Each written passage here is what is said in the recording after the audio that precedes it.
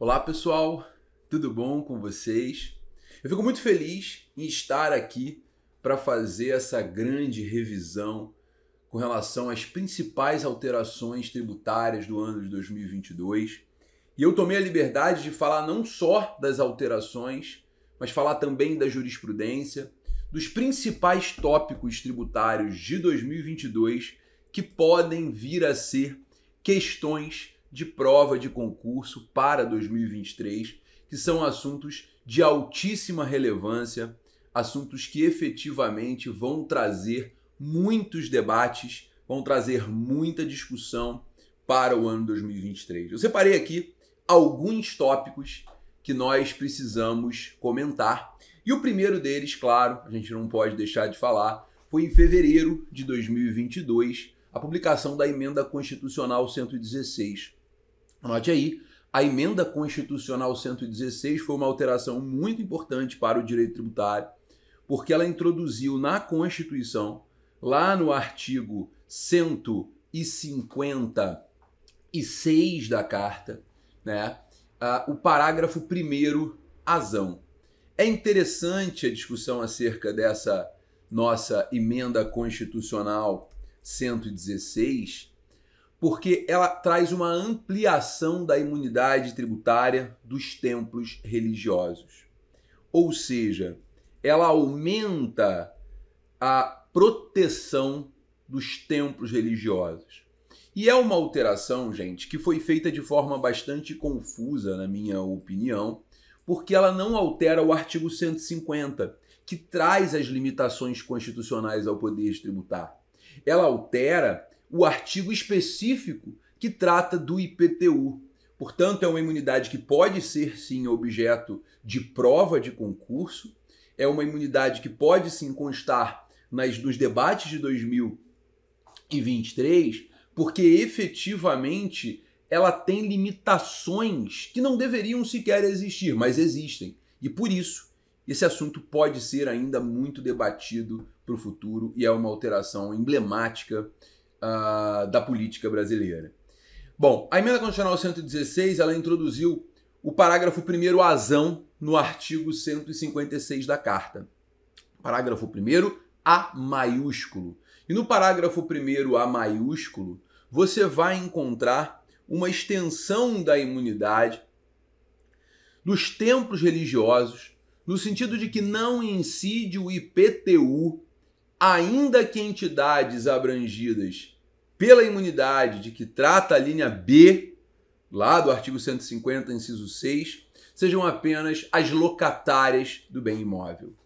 Ou seja, essa imunidade ela vem para proteger o templo religioso. O seu objetivo é que o templo religioso locatário também seja imune.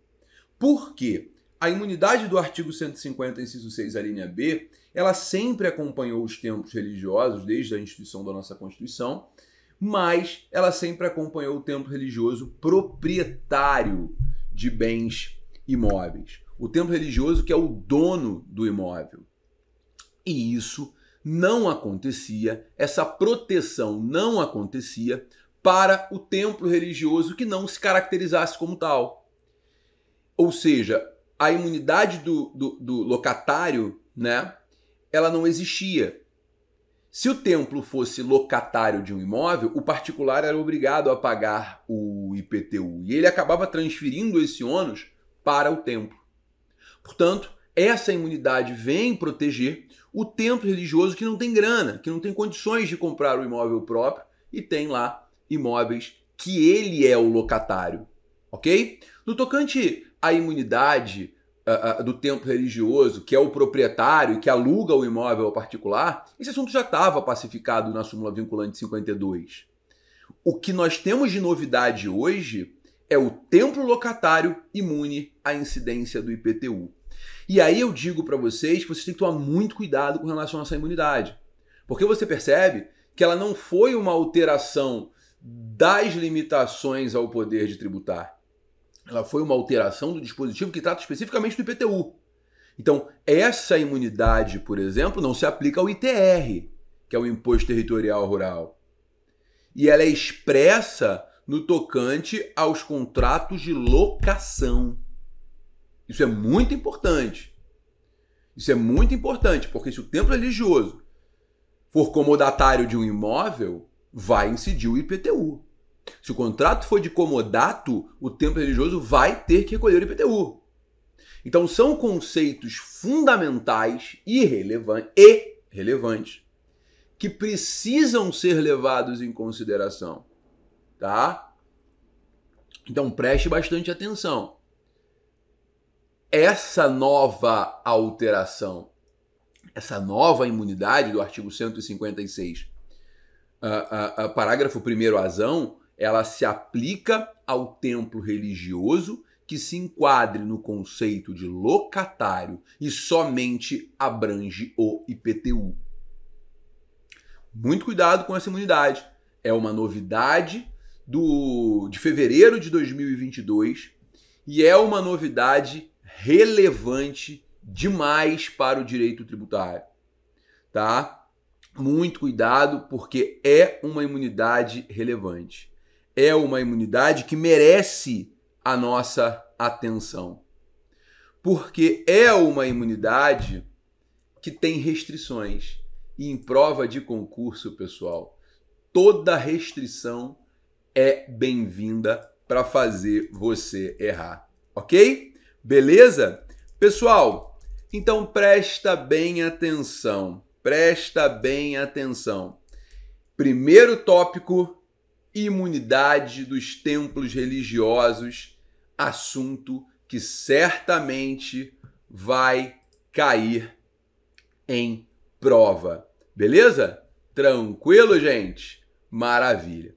Eu queria tratar de um outro assunto que merece a nossa atenção máxima, que foi o julgamento pelo STF de 3 ADIs em números sequenciais, a 4785, 4786 e 4787, tá? Em junho de 2022, foi iniciado o julgamento dessas 3 ações diretas de inconstitucionalidade. Essas 3 ações diretas de inconstitucionalidade questionavam as leis dos estados de Minas Gerais, Pará e Amapá, tá? Essas 3 legislações respectivas de cada estado criavam a taxa de controle, monitoramento e fiscalização das atividades de pesquisa, lavra, exploração e aproveitamento de recursos minerários. Até aí, a discussão era muito simples, tá? Poderiam os estados criar taxas para fiscalizar atividades que, a priori, estão sob o âmbito de fiscalização da União? Esse era o grande debate dessas taxas. Particularmente, eu confesso que eu achei que o resultado do julgamento pelo STF fosse ser outro. Nós já tivemos, lá no passado, década de 90, discussões muito parecidas a essa que foi levada ao STF em 2022. Discussões que envolviam, por exemplo, a taxa de fiscalização de atividade de exploração petrolífera aqui do Rio de Janeiro. Foi criada aqui no Rio de Janeiro, na década de 90, a Lei Noel e tal. E isso tudo foi declarado inconstitucional. Por quê? Porque apesar da taxa ser um tributo de competência comum, e a grande verdade dos fatos é que a taxa pode ser cobrada por qualquer dos entes federados, desde que o ente federado gere a contraprestação, né? Se o ente federado gerar a contraprestação, a cobrança será possível. Será viável. Então, se o Estado gerar essa contraprestação, será plenamente possível a cobrança de uma taxa. O grande problema da taxa de fiscalização da atividade de mineração, né, que no caso as taxas cobradas pelos estados de Minas Gerais, Pará e Amapá, era a taxa de fiscalização de recursos minerários, você tinha ali um conflito entre a atribuição da União de fiscalizar a atividade de mineração por meio da Agência Nacional de Mineração e o Estado querendo cobrar uma taxa sobre uma atividade que ele, Estado, não tem atribuição de fiscalizar. Então o grande embate aqui era o seguinte: essa taxa não pode ser constitucional, porque o Estado não pode fiscalizar essa atividade, né? E além disso, você tinha uma discussão acerca da proporcionalidade. Por quê? Havia na base dessas taxas, na essência dessas taxas, uma cobrança com base na presunção do custo da fiscalização. Por quê? Porque efetivamente você tinha a graduação do faturamento do estabelecimento, o grau de poluição ambiental ou a utilização de recursos minerais em conjunto como critérios para aumentar essa taxa, né? Bom, o que aconteceu nesse caso foi, a meu ver, uma decisão bastante política por parte do STF. Lá no julgamento, por exemplo, da ADI 4785, onde se discutiu a lei de Minas Gerais, o ministro Fachin, que foi o relator, né, dessa respectiva ADI 4785, ele lembrou do Brumadinho, né, da tragédia de Mariana, e disse que a taxa tem natureza extrafiscal, porque essa taxa desincentiva atividades degradantes, permitindo ao Estado que se planeje para evitar desastres ambientais. Ou seja, você tem aqui uma nova característica para a taxa que não existia. Veja, só um parênteses. O que é a taxa? A taxa é uma espécie tributária vinculada, prevista na Constituição, no artigo 145, inciso 2, e regulamentada pelo CTN nos artigos 77 e seguintes. Essa é a taxa.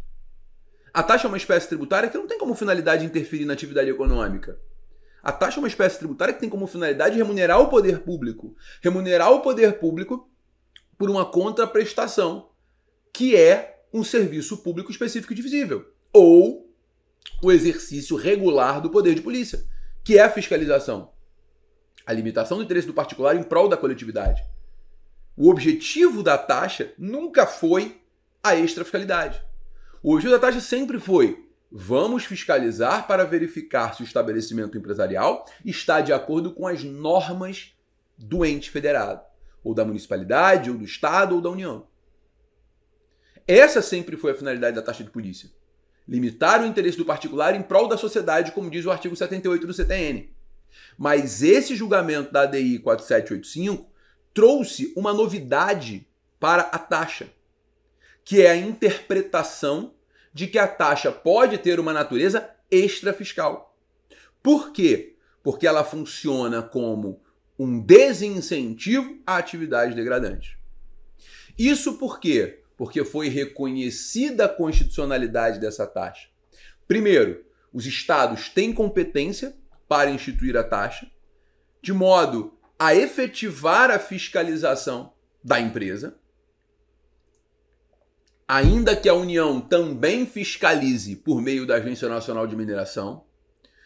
Cabe ao Estado fiscalizar de acordo com as características regionais, de acordo com a sua atribuição, e aí a base do STF foi a base do direito ambiental, né? O direito ambiental é o direito mais legislado de todos. Você tem que ter licença municipal, estadual, federal, enfim. A lógica foi a mesma. Então o Estado tem atribuição, ainda que a fiscalização não seja especificamente do minério, mas sim dos requisitos para o funcionamento da empresa naquela regionalidade, aquela região, né? E essa taxa, ela pode perfeitamente variar de acordo com a presunção do custo da fiscalização, levando-se em consideração o patrimônio do contribuinte, o faturamento do estabelecimento, frente à poluição potencial. Por quê? Porque a taxa, e esse é um assunto já pacificado pelo STF há anos, ela submete ao princípio da capacidade contributiva.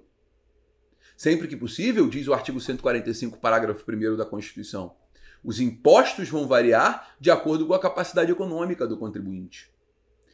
E o STF, quando julgou a taxa cobrada pela CVM lá atrás e editou a súmula 664, o STF já havia entendido que é possível a aplicação do princípio da capacidade contributiva às taxas.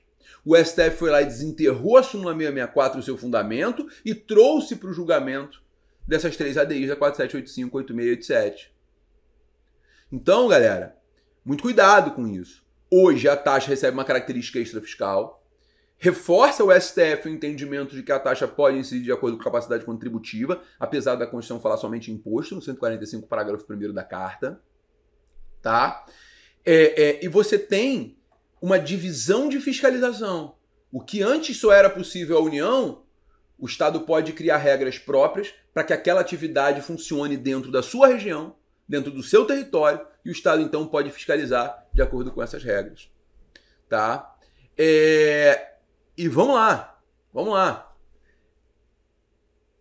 Um dos critérios de quantificação utilizados, e aí já estamos falando da ADI 4787, de relatoria lá do ministro Nunes Marques, o STF entendeu que é razoável utilizar o volume de minério extraído como elemento para quantificação tributária.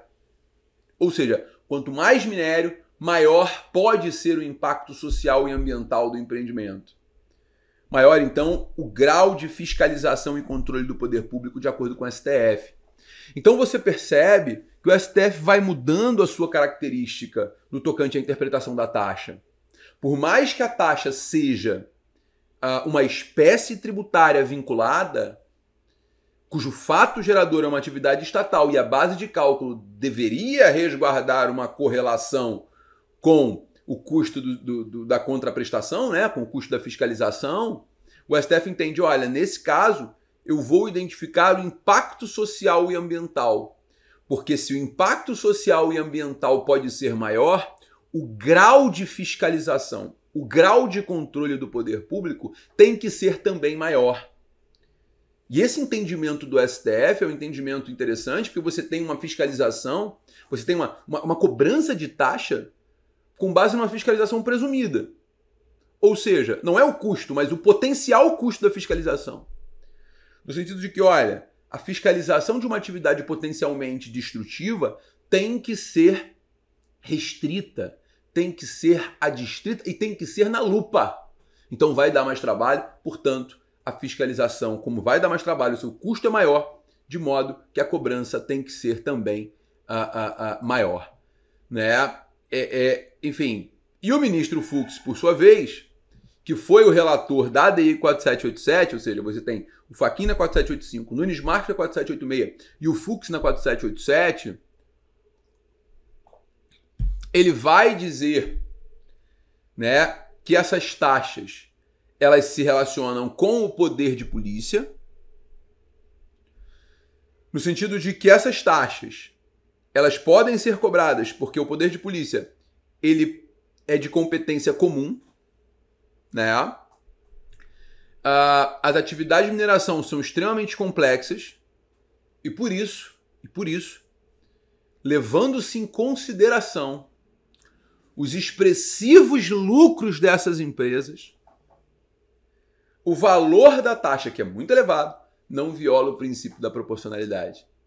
Não viola o princípio da proporcionalidade. Então, assim, é muito complexo, gente. Você tem uma decisão extremamente política, mas uma decisão que reforça o entendimento que já havia sido consolidado no STF acerca da aplicação do princípio da capacidade contributiva às taxas. Ou seja, temos ali, com uma certa clareza, um reforço da ideia de capacidade contributiva às taxas. Tá? Então, pessoal, quando falamos do princípio da capacidade contributiva propriamente dito, agora o STF jogou uma pá de cal e resolveu. O princípio da capacidade contributiva se aplica sim às taxas. Acabou. É isso. Beleza? E aí, pessoal,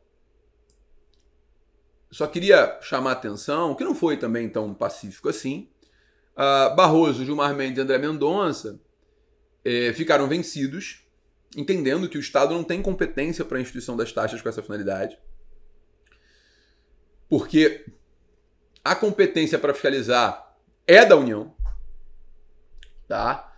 E o ministro André Mendonça, ele inclusive disse que havia ali uma bitributação com as taxas federais de fiscalização ambiental sobre atividade de mineração, né? Então, você percebe que havia já um entendimento, né, claro no STF acerca dessa impossibilidade de cobrança. O que nós tivemos foi uma mudança de jurisprudência bastante considerável, uma mudança de jurisprudência que merece nossa atenção, tá? Esse é um assunto que pode ser, sim, um assunto que vai gerar bastante discussão aí para o futuro, porque é uma mudança de jurisprudência bastante considerável, tá bom? Bom, pessoal, dando sequência, ainda no assunto taxa,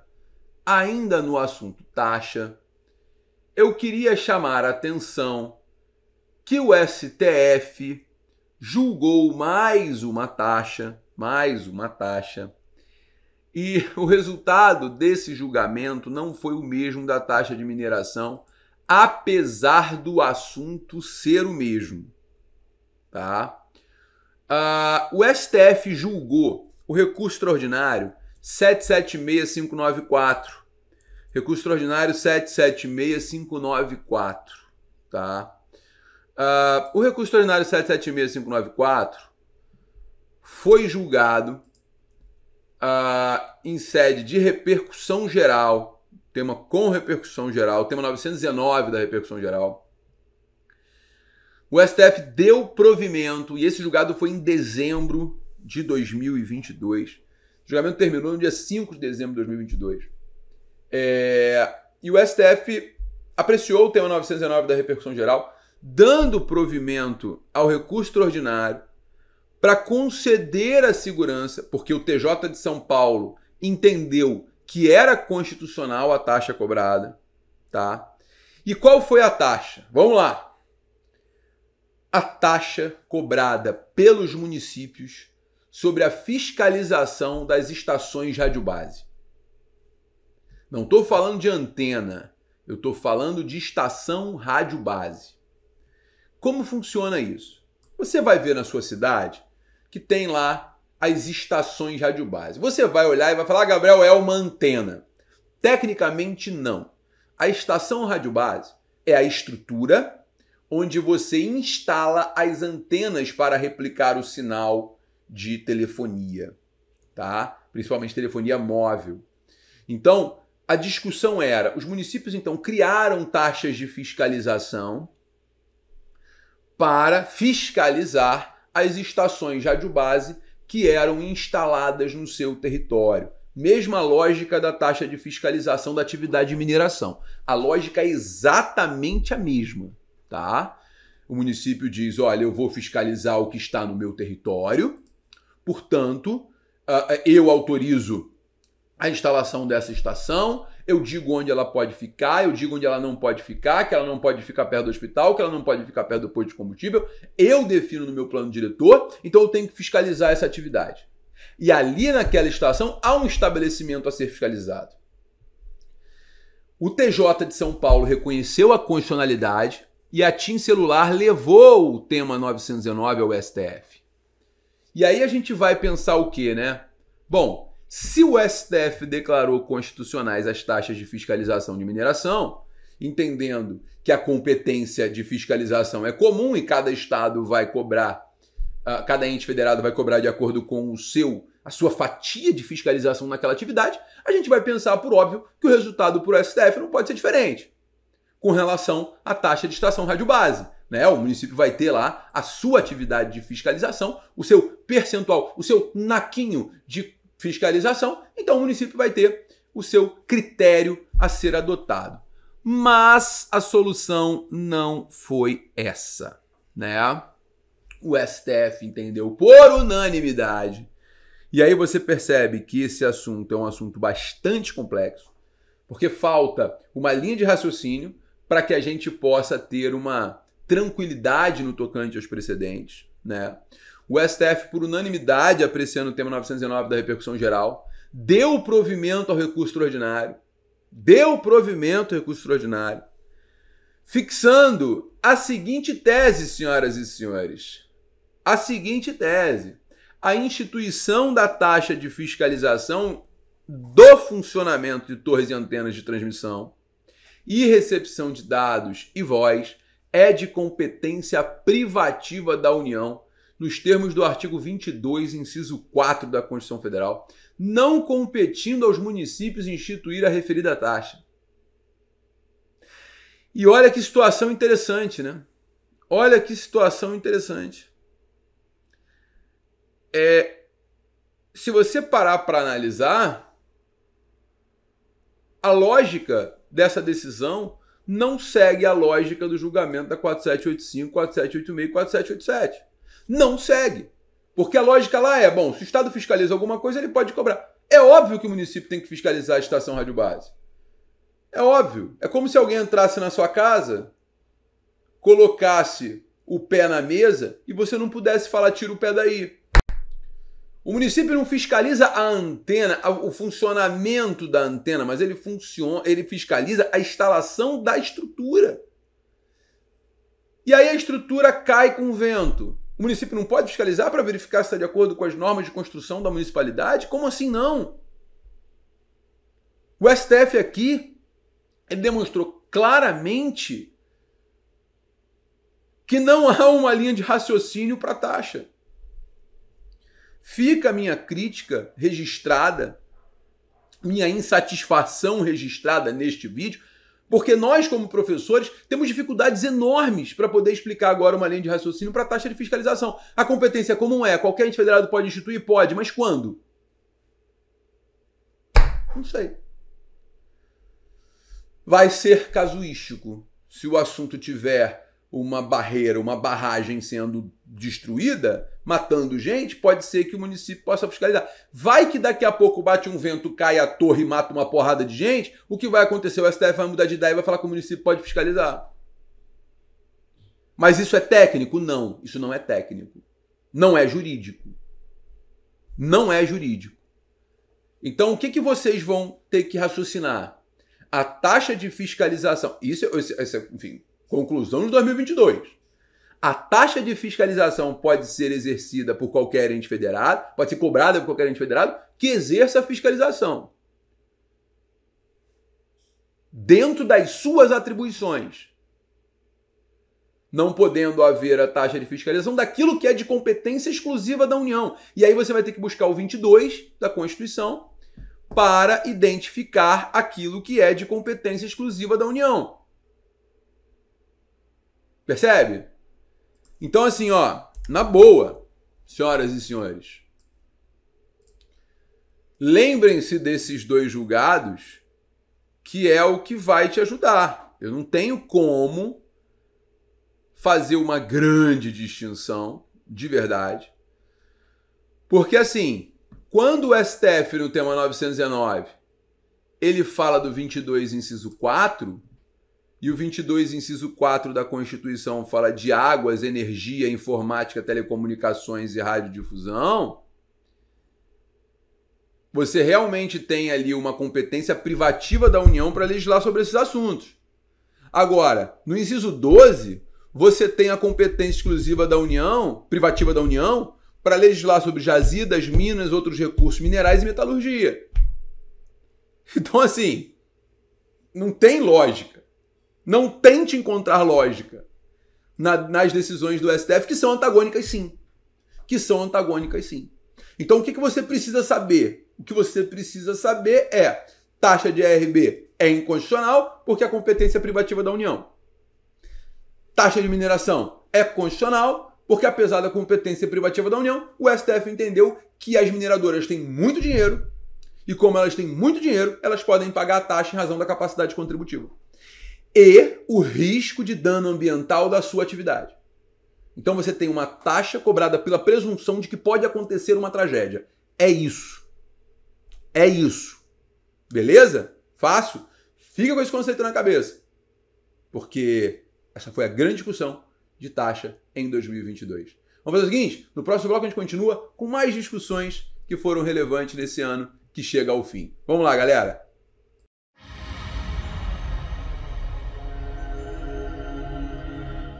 Bom, vamos lá, né? Vamos continuar, que nós tivemos outras decisões muito importantes no ano de 2022, que eu ainda pincei aqui mais algumas para a gente conversar, que a gente não pode, obviamente, deixar de falar sobre essas decisões, tá? Vamos lá, galera. Vamos lá, sem parar. Um dos temas importantes que foram publicados no ano de 2022 é a figura do tema 1124. O tema 1124 da repercussão geral, né? O STF julgou a incidência do ITBI na seção de direito de compra e venda, decidindo que o ITBI ele é devido somente no momento do registro, né? Então, enquanto não houver a transferência, ou melhor, o registro de transferência da propriedade do título do registro imobiliário, não há que se falar na incidência do ITBI, tá? Essa é a lógica, só que tem um problema aqui, né?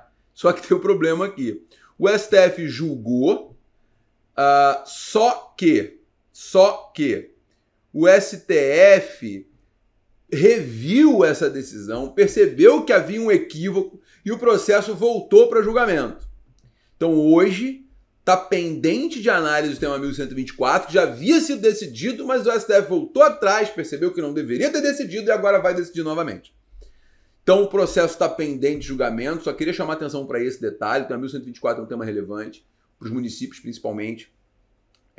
Então, quando você fala em fato tirador de TBI, o fato tirador se dá no momento do registro. Esse foi o entendimento do STF. O STF voltou atrás, dizendo que, olha, peraí, esse não foi o objeto da discussão, não foi o pedido, então não poderia ter sido dessa forma. E aí o STF voltou para rediscutir esse assunto, então o tema 1124 está lá, no colo do ministro André Mendonça, aguardando o seu julgamento. Tá? Muito cuidado com isso, porque é aquele que hoje vai, hoje não. Hoje sim, hoje não. Né? Então, efetivamente, o tema 1124 ainda não foi decidido definitivamente pelo STF. Tá? Nós temos um assunto muito importante julgado pelo STF, que foi efetivamente, foi agora em 2022 também, obviamente, né? A revisão é para 2022, que foi o tema 336 da repercussão geral, que foi a imunidade tributária com relação ao imposto de importação para entidades religiosas, né? De um modo geral. O recurso extraordinário, então, discutia se a imunidade tributária ela estaria abrangendo, né, os impostos de importação, o IPI, enfim, os tributos aduaneiros de um modo geral, claro, falando especificamente de impostos, porque o 150, inciso 6, a linha B, C, enfim, A, B, C, D e E da Constituição só abrangem impostos, não abrangem outras espécies tributárias. O STF, então, firmou o entendimento de que as entidades religiosas podem se caracterizar como instituições de assistência social. Isso é muito importante, tá? Isso é um julgamento muito importante, porque deixa claro que a entidade religiosa ela pode ser também entidade de assistência social para se beneficiar da imunidade tributária do artigo 156C da Constituição, que vai abranger não só os impostos sobre patrimônio, renda e serviços, mas também os impostos de importação, sobre a importação de bens a serem utilizados nos seus objetivos estatutários. Então, a entidade beneficente de assistência social, ou melhor, o templo religioso, ele pode se organizar, ele pode se estruturar como entidade beneficente de assistência social, para que possa, então, ter a extensão da imunidade da entidade beneficente de assistência social. Agora, obviamente, o templo religioso que assim fizer, ele vai ter que preencher os requisitos da entidade beneficente de assistência social, que não são requisitos aplicáveis aos templos religiosos. A gente sabe que os requisitos não são aplicáveis aos templos religiosos. O templo religioso ele é imune, independente da lei complementar. A entidade beneficente de assistência social, não. Ela vai, obviamente, tem que preencher os requisitos da lei complementar para que faça juiz à imunidade tributária. Não acontece com o templo religioso. Isso não acontece com o templo religioso. Tá bom? Beleza? Então, muito cuidado com isso. O templo religioso é imune? O templo religioso é imune. Vai ser imune? Vai ser imune. Tá? E se ele se enquadrar como entidade beneficente, vai ser imune? Vai ser imune. Inclusive aos impostos de importação de produtos essenciais à sua atividade. Tá? Então, tá trazendo lá uma imagem religiosa, tá trazendo lá algo que seja essencial para o seu objetivo estatutário, né? Efetivamente vai ser aplicada a imunidade tributária, tá bom? Pessoal, nós tivemos um outro assunto que foi julgado no STF. Esse assunto ele ficou se arrastando há anos no STF, há anos, que foi a ADI 2446. ADI 2446. A ADI 2446 foi julgada por maioria, né? A relatora foi a ministra Carmen Lúcia. Só divergiram da Carmen Lúcia o ministro Lewandowski e o ministro Alexandre de Moraes. Lewandowski divergiu e Alexandre de Moraes acompanhou a divergência, né? E no julgamento, então, dessa ADI 2446, foi julgada improcedente a ação direta de inconstitucionalidade para reconhecer, né, que é constitucional o artigo 116, parágrafo único do CTN, que traz a norma geral anti-elisão, né? A norma geral anti-elisão que diz que a autoridade administrativa pode desconsiderar atos ou negócios jurídicos praticados com a finalidade de dissimular a ocorrência do fato gerador do tributo ou a natureza dos elementos constitutivos da obrigação tributária. Nesse caso concreto, surge então a norma geral anti-elisão, né? A norma geral anti-elisão, e houve então a discussão acerca da sua constitucionalidade, né? O STF enfrentou os argumentos do contribuinte, no sentido de que, olha, primeiro, haveria ali violação no 116 parágrafo único, que ainda pende de regulamentação, né? Que ainda não foi regulamentado. Afronta a legalidade, a tipicidade no direito tributário, né? E a separação de poderes. Esse dispositivo permitiria que o fiscal tributasse um fato gerador não ocorrido, ou seja, e que não estaria previsto em lei. Ou seja, você teria ali uma interpretação econômica no direito tributário permitindo uma tributação por analogia, né? Ou seja, a autoridade fiscal poderia olhar para um negócio jurídico, achar que aquele negócio era simulado e tributar um negócio jurídico que de fato não aconteceu. O STF, então, né, a ministra Carmen Lúcia, no seu voto, ela rechaçou essa ação direta de inconstitucionalidade,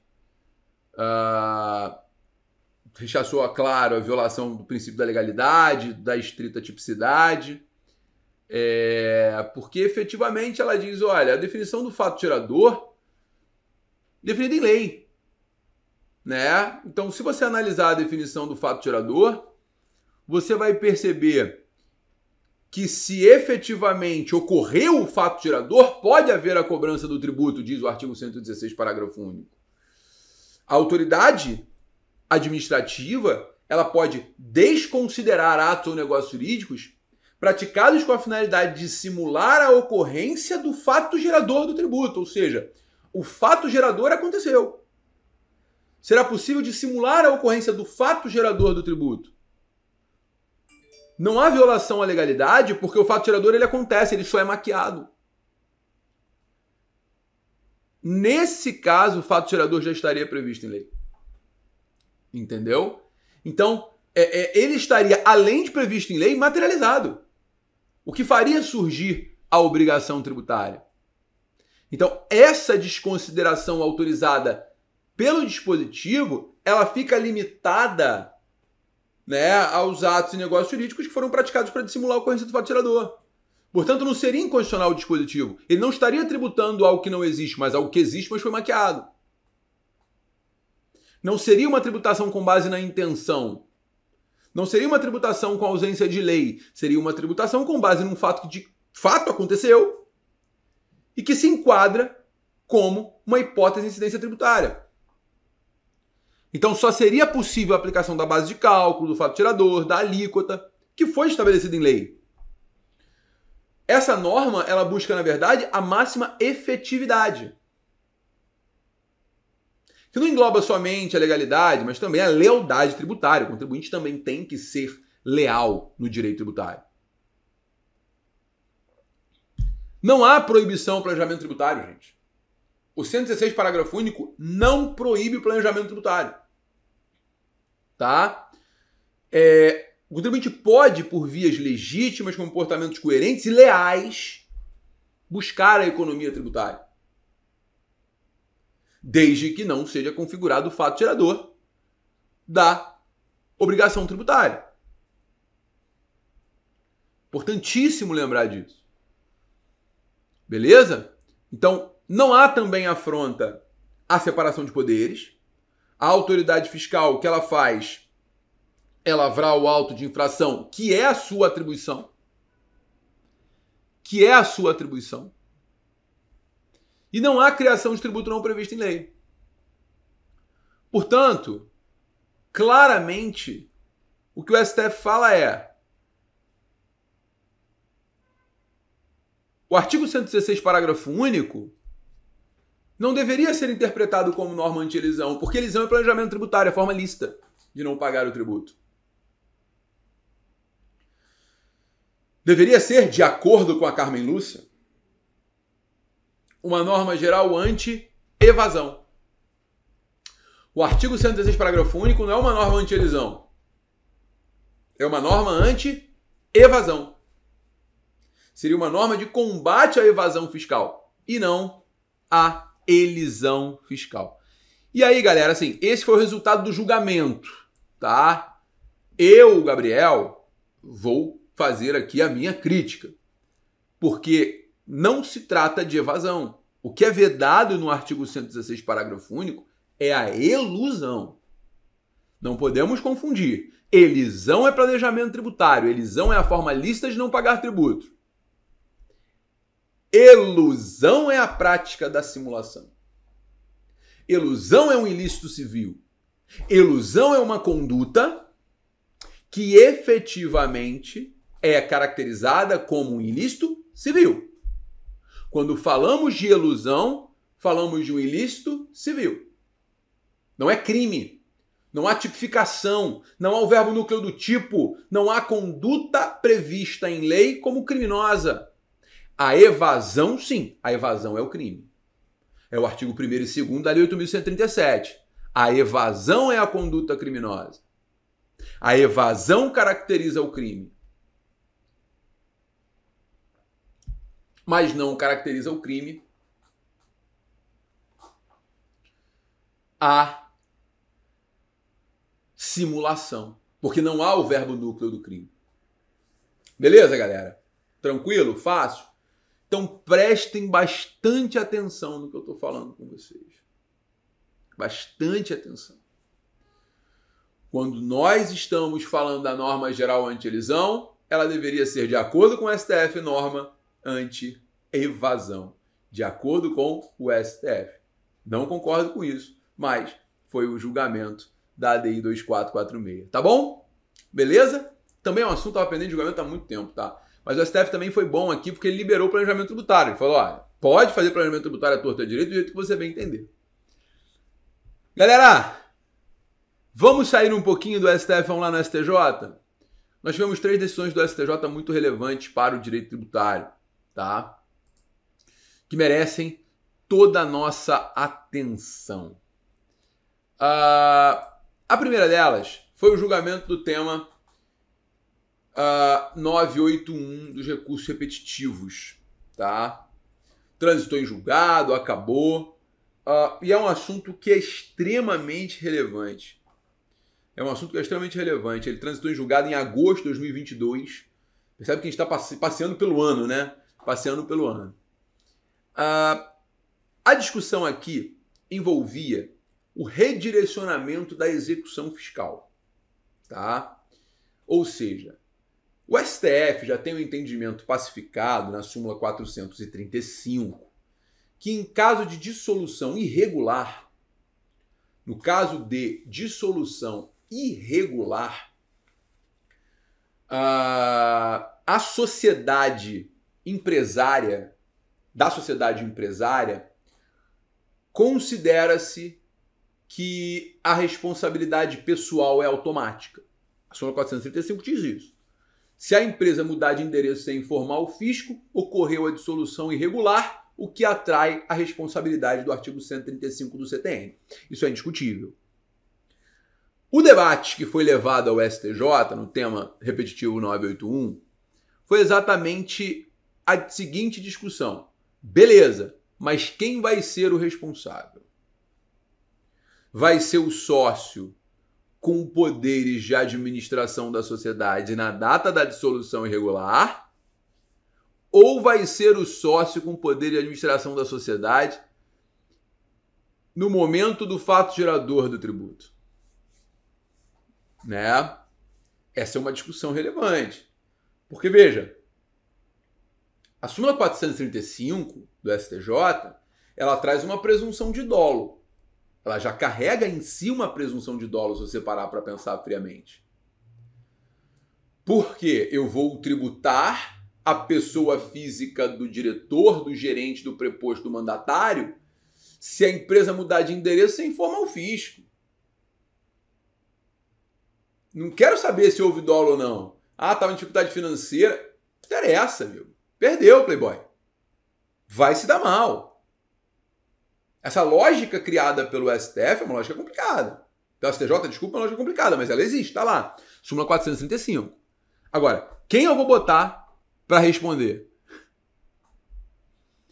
O que administrava na época do inadimplemento ou aquele que estava no momento da dissolução regular? O STJ firmou o entendimento no tema 981 que o redirecionamento da execução fiscal, quando fundado na dissolução irregular da pessoa jurídica executada ou na presunção da sua ocorrência, pode ser autorizado contra o sócio ou o terceiro não sócio com poderes de administração na data em que configurada ou presumida a dissolução irregular da sociedade, ainda que não tenha exercido poderes de gerência quando ocorrido o fato gerador do tributo não adimplido. Ou seja, quem vai se dar mal é quem está na sociedade no momento da dissolução irregular e não aquele que estava na sociedade no momento do inadimplemento. Mesmo porque, e aí tem uma lógica, apesar dessa decisão parecer esdrúxula, ela não é, porque a lógica é muito simples. A presunção da dissolução irregular se dá com alteração do endereço sem informar o fisco. Se quem alterou o endereço e não informou o fisco foi o sócio no momento da dissolução irregular, por que eu vou chamar o cara que era administrador lá na época do fato gerador, se ele não deu causa à dissolução irregular? É coerente a decisão do STJ. É coerente a decisão do STJ. Coerente com o que se busca na súmula. Então, a lógica é clara.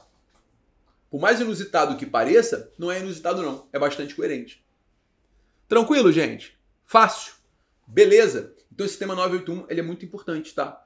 Esse tema 981 ele é muito importante porque responsabilidade tributária é, enfim, a grande sacada do fisco estadual, municipal, fisco federal. Federal, então, é o tempo todo. Pede redirecionamento de execução fiscal. Então, assim, não pode chamar o indivíduo... Gabriel, em nenhuma hipótese vai poder chamar o administrador na época do fato gerador? Se houver caracterização de conduta dolosa, claro que pode. Se houver caracterização de conduta dolosa por parte do administrador na época do fato gerador, aí, sem sombra de dúvidas, vai ser possível chamá-lo a responder a esse problemão. Beleza, galera? Fácil. Não há dúvidas. Posso confiar em vossas excelências? Maravilha, maravilha. Então, tema 981 é um tema que você precisa anotar, porque é um tema relevante julgado no ano de 2022. Um outro tema relevante, vamos partir aqui porque ainda tem alguns assuntos para a gente tratar. Foi o tema 1012 no STJ. Gente, esse tema aqui foi julgado ali em junho de 2022. O tema 1012 é um tema bastante cruel com o contribuinte, né? Porque o que acontecia na prática? O indivíduo muitas vezes estava devendo tributo. E aí eu vou falar uma coisa para vocês aqui que às vezes pode parecer absurda, mas não é não. Muitas vezes o cara ele esquece que está devendo tributo. Por quê? Porque as fazendas elas não são exatamente muito eficazes em cobrar com rapidez. As fazendas demoram a cobrar. Obviamente eu não estou culpando a fazenda não, tá, gente? Só para ficar claro, a questão é fática, tá? A fazenda, ela demora para cobrar, ela vai lavrar um auto de infração 4 anos depois do fato gerador do tributo, né? E o contribuinte já deixou de pagar aquele troço, já deixou de pagar fornecedor, já está com uma porrada de reclamação trabalhista, ele esquece que tinha aquele tributo em aberto. Vem uma execução fiscal e o juiz, a primeira coisa que ele faz é determinar a penhora online. A penhora online acontece. E qual a reação imediata do contribuinte? Eu vou pedir um parcelamento. Vem cá, fisco, eu quero parcelar, pelo amor de Deus, eu quero parcelar para liberar o meu dinheiro que foi bloqueado, blá, blá, blá. E aí rolava a seguinte discussão. Foi feita a penhora online. O contribuinte parcelou. A penhora online tem que cair ou ela vai ficar presa até que seja quitado o parcelamento? O STJ julgou o tema 1012 e resolveu essa discussão. Eu não gostei da solução não, mas é o que tem para hoje, né? Você vai ter que levar dois critérios agora, tá? Se a concessão do parcelamento for anterior ao bloqueio, a constrição basta em júdice, tá? O bloqueio tem que ser levantado. Então presta atenção. O contribuinte já havia feito adesão ao parcelamento, estava pagando. Houve, então, o bloqueio. Pum, bloqueou. O que vai acontecer? Se houve o bloqueio, depois da adesão ao parcelamento,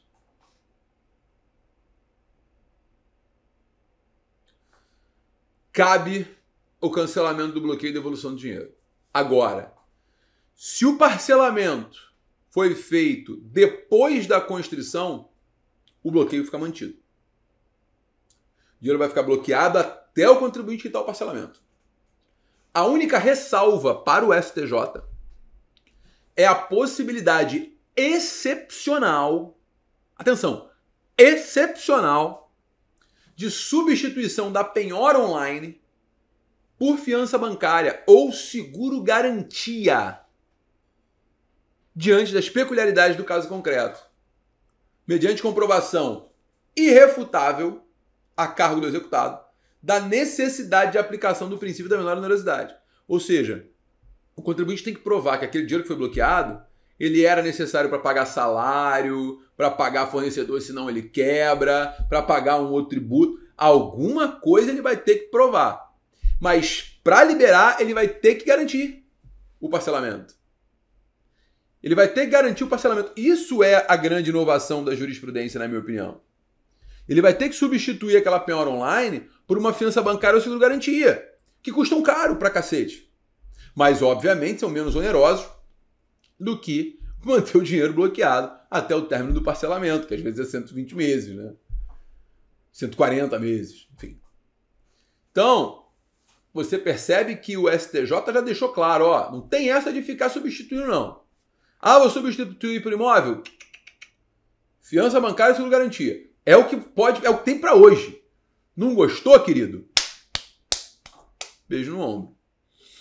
E isso faz com que o compliance das empresas tenha que ser mais eficiente, né? Para ficar olhando ali, ó, tem execução fiscal, opa, vem cá, parcela, segura esse negócio antes que dê problema. Tá bom? Beleza? Atenção, atenção ao tema 1012. Novidade do STJ, relevantíssima, relevantíssima, tá? Um outro tema repetitivo relevante, principalmente para nós advogados, é o tema repetitivo 1076 no STJ. O tema repetitivo 1076 no STJ foi a discussão acerca da aplicação ou não do artigo 85, parágrafo 8º do CPC, nas causas que haja valor ou proveito econômico elevados em matéria tributária. O que acontece o tempo todo, né? O que acontece o tempo todo, né? Aqui nós temos um problema muito sério, nós advogados, porque o nosso querido judiciário não gostava da ideia de dar sucumbências elevadas para nós, né? Não sei por que motivo, razão ou circunstância, mas o judiciário nunca curtiu muito a ideia de dar jurisprudência para advogado, né? Não sei por que também, mas não gostava. E aí, o que aconteceu no final das contas, né? No frigir dos ovos, o STJ firmou o entendimento de que não é possível a fixação de honorários por apreciação equitativa, tá?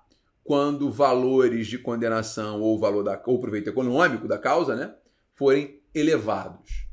O STJ entendeu que é obrigatória a aplicação dos percentuais do artigo 85, parágrafo 2º e 3º do CPC.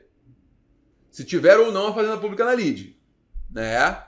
E aí você vai calcular sobre o valor da condenação ou do proveito econômico obtido ou o valor atualizado da causa. Só é possível o arbitramento de honorários por equidade quando, havendo ou não condenação, o proveito econômico obtido pelo vencedor for inestimável ou irrisório. O valor da causa for muito baixo. Então, assim, por que eu tô... Gabriel, mas isso não é tributário. É tributário porque nós somos os que mais sofremos com isso na prática. Porque o que estava acontecendo aqui, galera?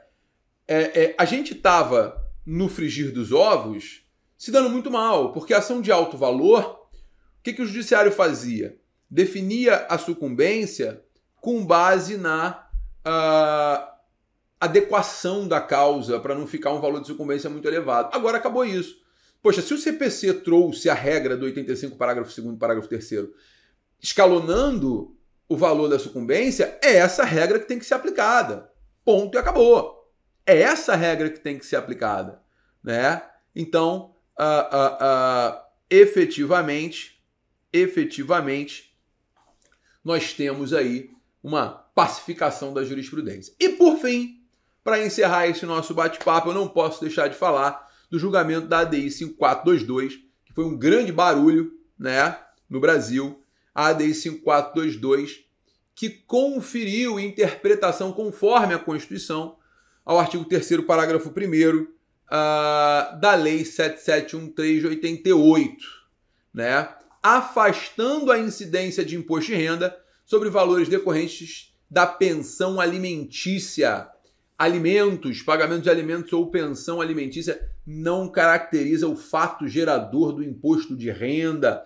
Tem uma natureza de recompensa, de compensação de perda, não havendo a incidência de imposto de renda sobre essas verbas. ADI 5422. Eu confesso que eu achei que a gente fosse perder, mas no final das contas acabamos ganhando essa discussão aí no STF, tá? Então, não incide imposto de renda sobre pensão alimentícia. A decisão foi retroativa, o STF não interpretou com efeitos ex nunc, foi com efeitos ex tunc, dando a todas as pessoas que pagaram imposto de renda sobre pensão alimentícia e alimentos o direito de receber de volta esse imposto de renda dos últimos 5 anos. Maravilha, galera? Show de bola? Bom, agora eu encerro a minha revisão com os principais assuntos do ano de 2022. Eu queria agradecer o carinho de vocês, agradecer que a gente está sempre juntos e dizer que eu estou à sua disposição para aquilo que você precisar dentro do direito tributário. Conte comigo, e pode ter certeza que 2023 vai ser um ano de muitas emoções em matéria tributária. Um beijo grande, pessoal, e até a próxima. Tchau, tchau.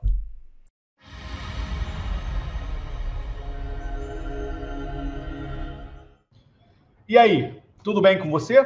Com você aí do outro lado da tela? Beleza? Tranquilo? Eu estou muito bem aqui, melhor ainda na sua companhia. Melhor ainda sabendo que você está aí assistindo e se preparando para a sua prova.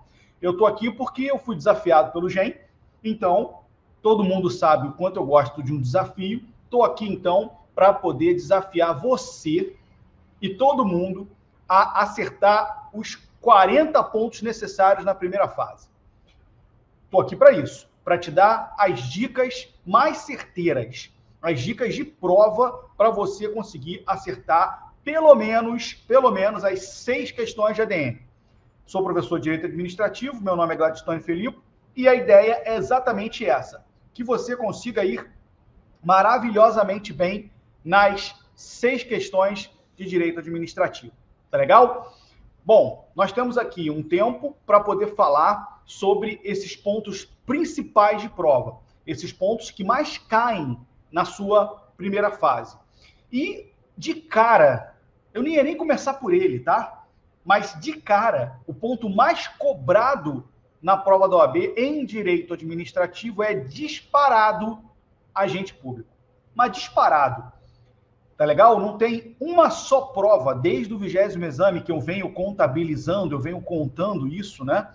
Eu venho fazendo essa estatística, essa métrica, mas desde o 20º exame, não teve uma só prova que não abordou o tema do agente público. Todas abordaram, absolutamente todas.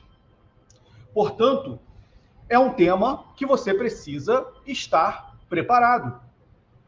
E preparada, né? Você precisa estar totalmente antenado e conectado com esse tema dos agentes públicos. Agente público é um tema que a gente estuda de duas formas, tá?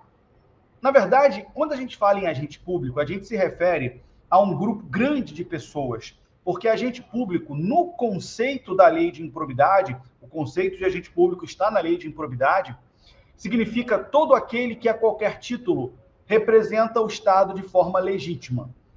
Todo aquele que, mesmo não sendo servidor, mesmo não tendo vínculo funcional com o Estado, de alguma forma representa o Estado em uma situação pontual ou legal.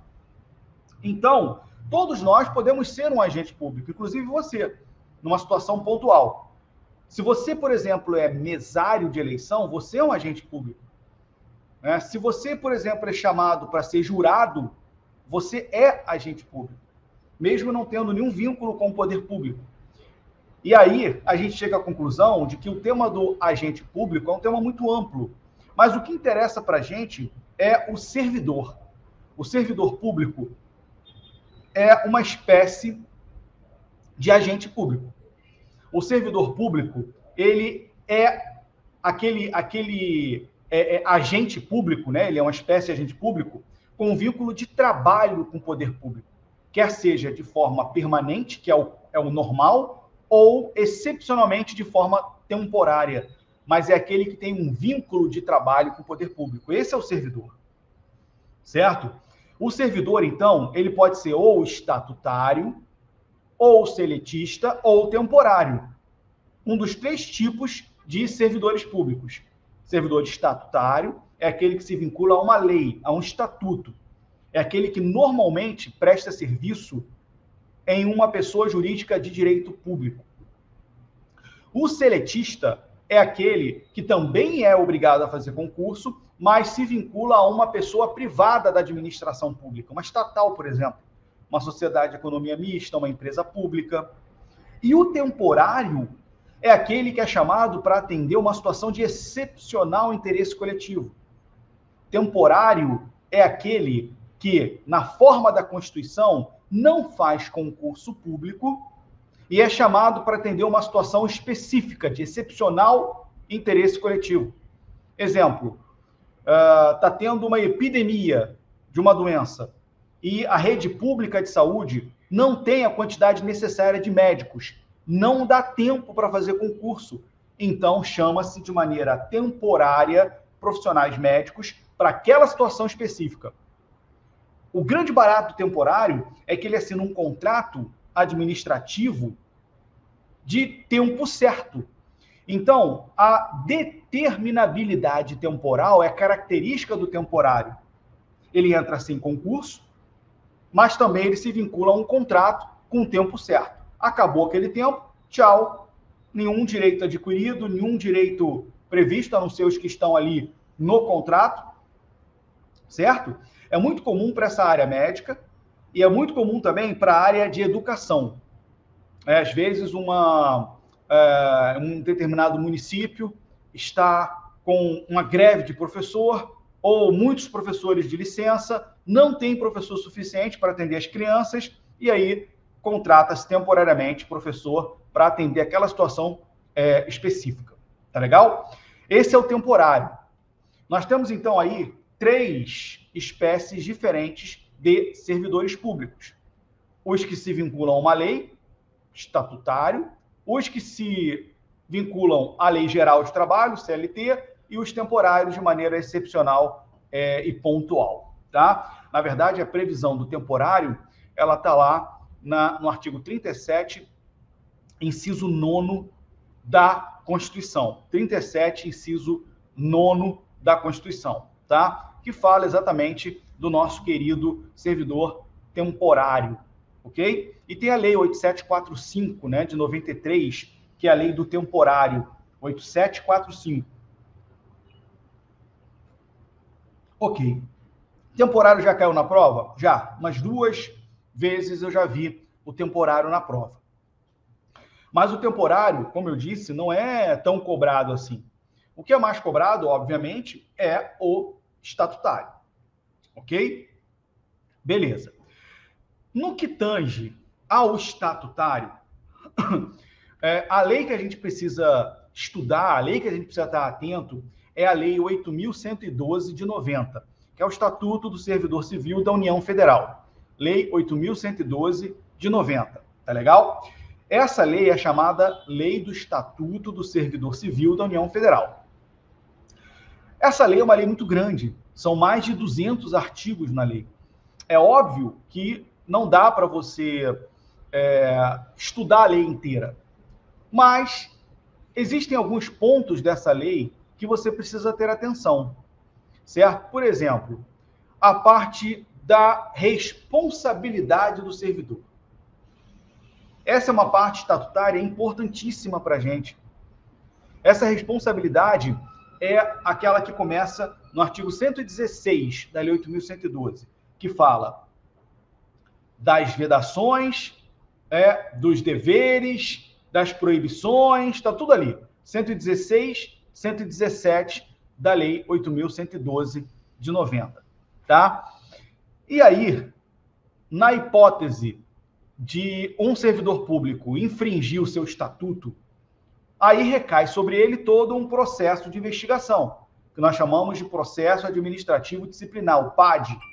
O PAD também é regulamentado na Lei 8.112, lá a partir do artigo 143 da Lei 8.112. Atenção total para a Lei 8.112, artigo 143 e seguintes.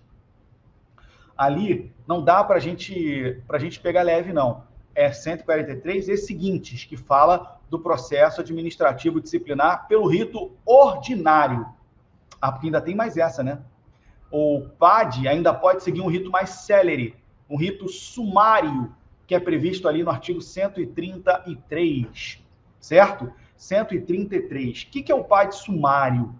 O PAD sumário é um procedimento de apuração de responsabilidade, de investigação disciplinar, só que com um tempo mais curto, um procedimento mais enxuto, exatamente para que a administração leve menos tempo para apurar aquele ilícito e eventualmente aplicar uma penalidade ao servidor. Tá? Quais são os tipos de infração que vão para o PAD sumário? Isso é importante, já caiu 2 vezes na prova. Quais são os tipos infracionais que são trabalhados, investigados, apurados em PAD sumário. São 3. Toma nota aí. Primeiro, quando o servidor acumula ilegalmente 2 cargos públicos. A acumulação ilegal de cargo público. Nessa hipótese, o procedimento de investigação é sumário. 2. Inassiduidade habitual.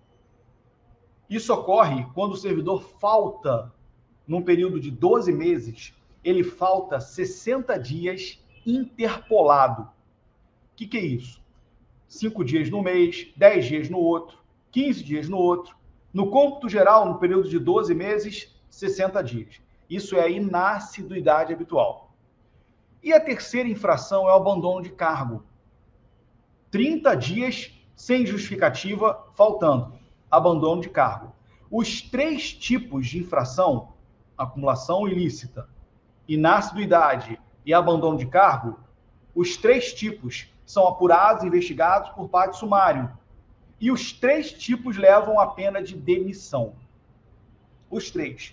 No final, leva a pena de demissão. Ok? Maravilha.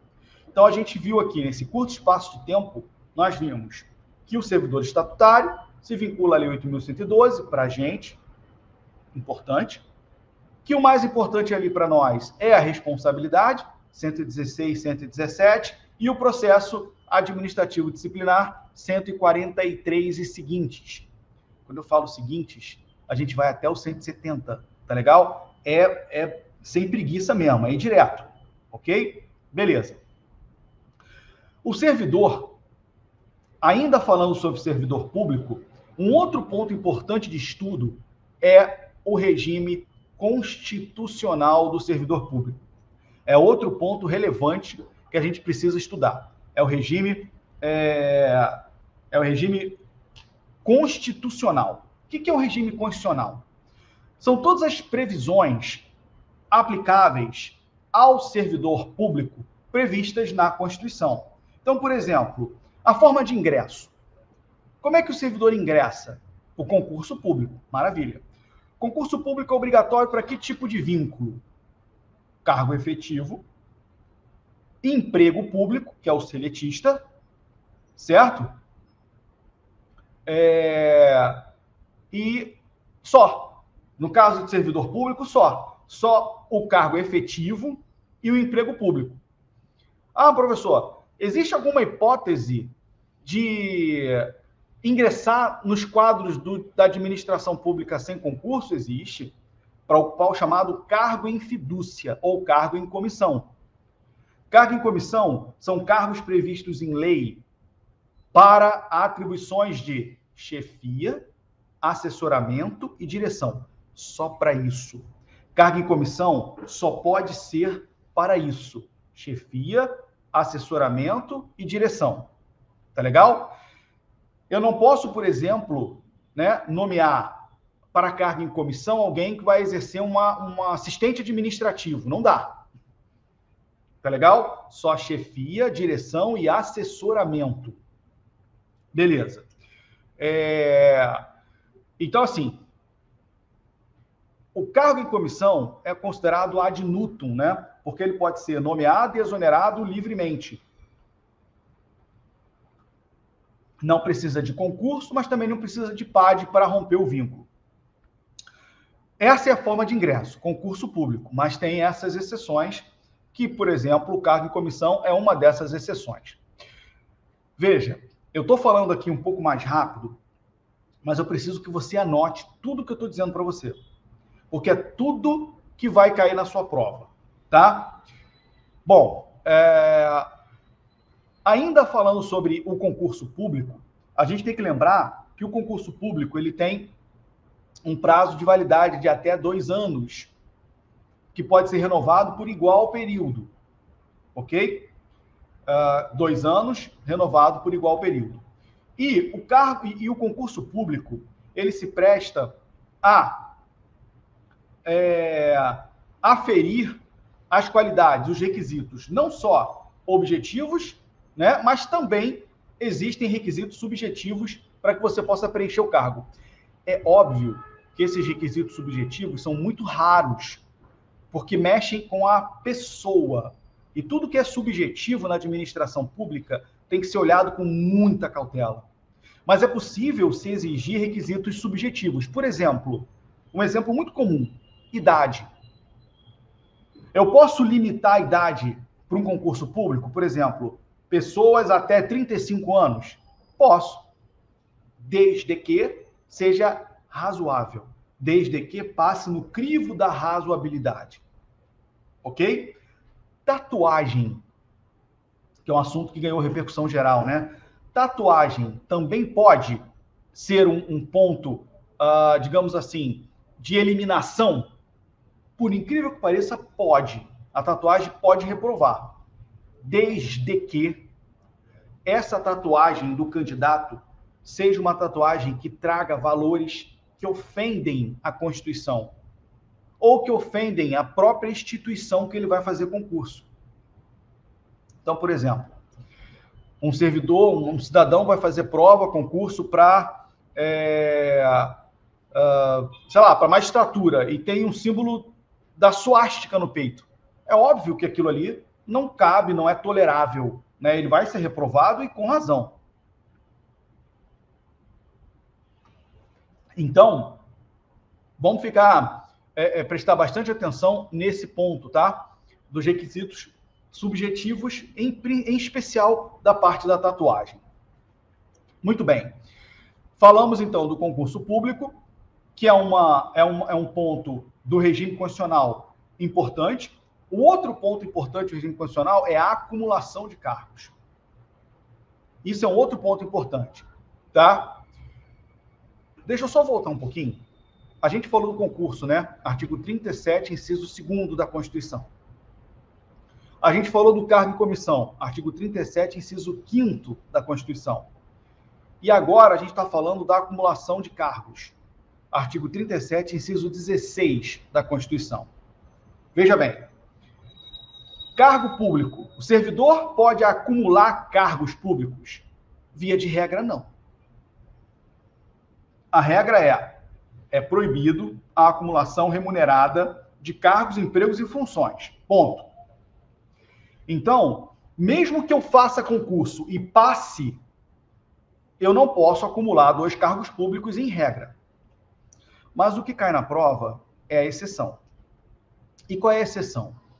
Artigo 37, inciso 16. Traz a regra e traz a exceção, tá? Diz lá no 37,16. É possível acumular 2 cargos públicos nessas situações desde que haja compatibilidade de horários. Quais são as situações? Primeiro, 2 cargos de professor. Então, eu posso fazer concurso para professor de história do município. Passei, tomei posse, estou exercendo. Faço concurso para professor de história do estado. Passei, tomei posse, estou exercendo. Não tem nenhum problema, desde que haja compatibilidade de horário. Segunda exceção, um cargo de professor com um cargo técnico-científico. E o que seria um cargo técnico-científico? É um cargo que exige uma profissão regulamentada. Então, por exemplo, procurador é um técnico-científico? Exige que seja advogado. Engenheiro, exige que seja engenheiro. Médico, exige que seja médico. Então, um cargo de professor com um cargo técnico-científico.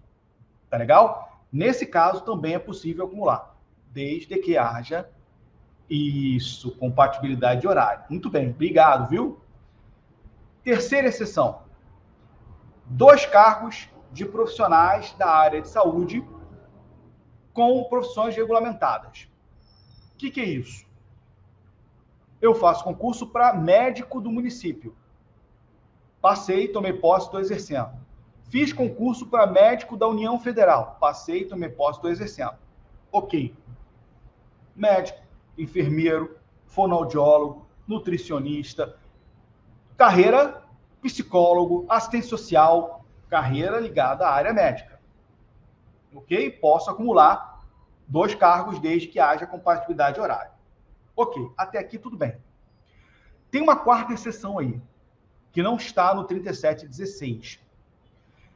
Servidor de qualquer cargo efetivo, qualquer um, de qualquer nível federativo, se candidata a um cargo eletivo.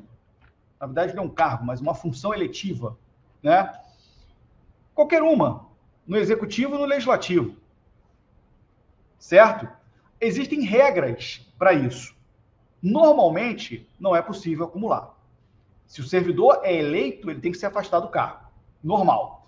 Porém, tem um caso que o servidor pode acumular tanto as funções quanto a remuneração.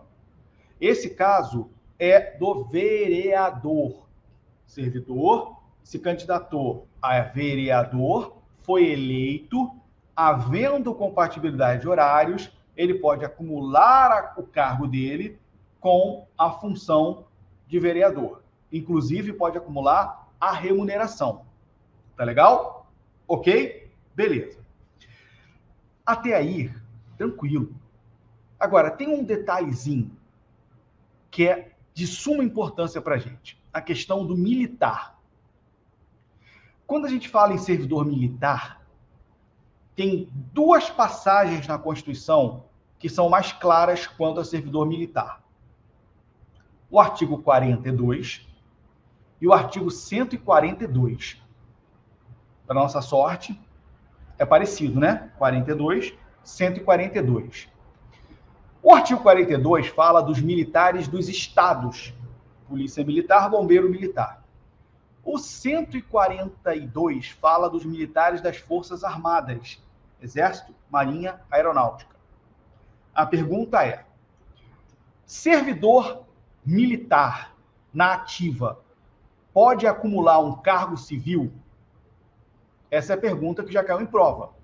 E a resposta é: se for, preste atenção, se for militar das Forças Armadas, ele pode acumular na área médica. O médico do Exército passou para médico do Hospital Civil. Ok, pode acumular. Tá? Agora, os servidores dos estados, militares dos estados, Polícia Militar, Bombeiro Militar, aí eles podem acumular todas as hipóteses previstas no 3716. Tá legal? Não só a área médica, como professor também, como cargo científico também. Combinado? Tranquilo? Show de bola. Então, vimos a parte da acumulação. Avançando um pouquinho mais no regime constitucional, vamos falar do sistema remuneratório do servidor. Sistema remuneratório, artigo 37, inciso 11, do teto, ok? Do teto remuneratório. Servidor não pode ganhar o que ele quer. Ele tem um teto remuneratório. Assim como tem um piso, né? O piso é o salário mínimo do servidor. E o teto é o subsídio do ministro do STF. Combinado? Beleza. Então ele ganha. O servidor que mais ganha no Brasil é subsídio do ministro do STF. Ponto. Ok? Essa é a regra geral. Existem os chamados subtetos, né? Nos estados, dependendo do poder, eu tenho subteto, poder judiciário, desembargador, poder legislativo, deputado estadual, poder executivo, governador. E nos municípios, o subteto será sempre o prefeito. Sempre. A base, o parâmetro é a remuneração do prefeito. Ninguém ganha mais do que o prefeito nos municípios. Só os procuradores municipais. Tá? Esses não se vinculam ao prefeito, se vinculam ao desembargador. Tá legal? Show. Aí tem uma pergunta que é interessante, né? Que pode cair na sua prova, que virou repercussão geral também. Olha só. A questão envolvendo... Vamos imaginar aqui uma situação hipotética. Um professor da Faculdade Federal do Rio de Janeiro, já tem 20 anos de casa, advogado, professor de direito, ele ganha 20 mil como professor. Ele é uma alma inquieta, né? Um professor que não está satisfeito com os 20 mil. Aí ele faz concurso para procurador do Estado, passa, certo? 28 mil, passou. Beleza. Veja, primeira pergunta, ele pode acumular? Pode. Professor com cargo técnico científico pode. Segunda pergunta, o que acontece com a remuneração dele? Porque, veja, o teto é 39 mil, que é o subsídio do ministro do STF. Acho que até sofreu alteração agora, mas 39 mil, tá? Na hora que eu juntar os 20 da faculdade que ele ganha com os 28, vai dar 48, passa do teto. Minha pergunta é, ele vai sofrer algum tipo de corte para voltar ao teto? Não. E vou explicar por que não.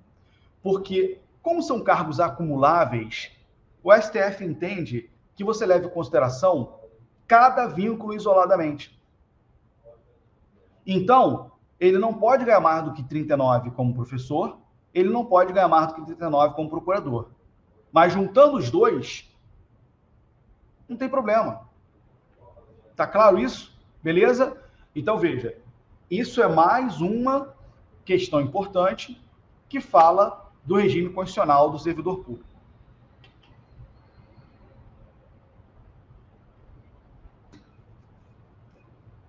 Vamos avançar um pouquinho e vamos falar agora de outro tema, que também está ligado a agente público, mas já é outro tema de prova, que também cai na sua prova, tá? Não acha você que não vai cair não, porque cai. Está caindo toda a prova. O tema é improbidade administrativa. Também cai toda a prova. Improbidade administrativa. Olha só. Quem é que comete improbidade? Agente público. É o agente público que comete improbidade. Quem é o agente público? É o agente político, é o servidor público, é o particular em colaboração, é o agente público, é aquele conceito genérico, agente público.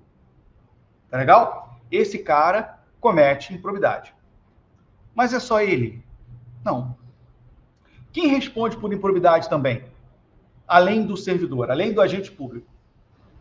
É o terceiro, que induz a prática do ato, é o terceiro que concorre com a prática do ato, é o terceiro que se beneficia com a prática do ato. Certo? Então, vamos lá. Quem se sujeita à responsabilidade da lei de improbidade? O agente público e o terceiro, que de alguma forma participa do ato de improbidade. O terceiro sozinho pode ser sujeito responsável por atos de improbidade? Não. Sozinho não. Tem que ter o agente público, tá? Muito bem. A improbidade ela está prevista na Constituição, artigo 37, parágrafo 4º. Está lá. Esse artigo foi regulamentado pela Lei 8429 de 92, que é a nossa querida e amada LIA, Lei de Improbidade Administrativa, Lei 8429 de 92. Muito bem.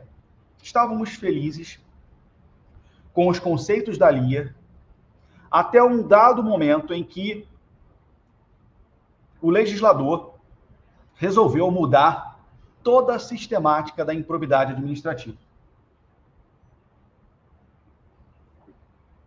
Mudou tudo.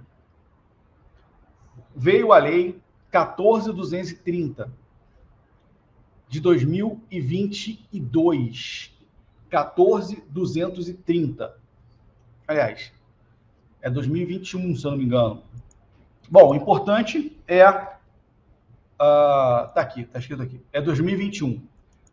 Lei 14.230 de 2021. Para ser mais exato, acho que é outubro de 2021. Essa lei 14.230, ao invés dela revogar a 8429 e substituí-la, não. Ela remendou a 8429 toda.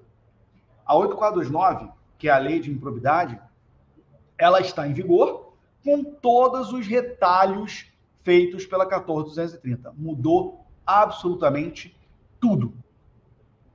Mudou tudo. Tá? Essas mudanças têm sido cobradas na prova da OAB.